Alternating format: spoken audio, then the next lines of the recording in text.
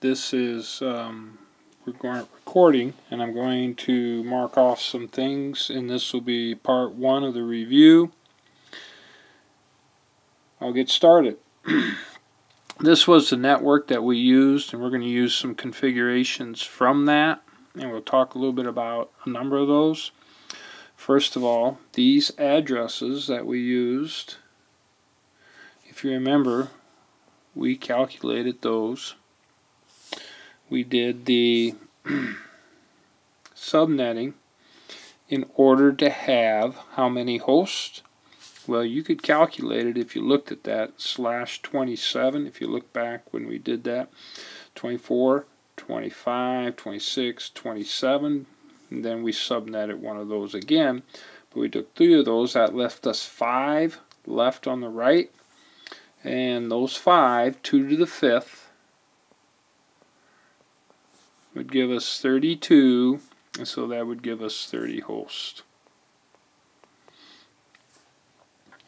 And the key thing then we configured is we put a PC on the switch and then configured the switch to the router. And then we configured a number of things in the router. So we had assigned these networks to all of these particular LANs. Then we calculated out and we came up with an address right there on the router. That address on the router would be the default gateway for any workstations out here on the LAN.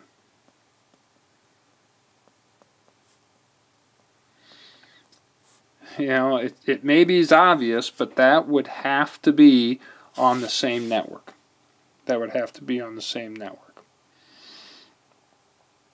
Alright, we'll talk about configuring that later on. The next thing, all of this, if you'll notice, we have router config, and then we typed line console 0. Okay. I'll make this a little bit darker. So we got that line console 0. As soon as you type that, now we have that area there, that config line. This was global configuration, and now that line's in there, or it could be an if or something. That would be a more specific configuration.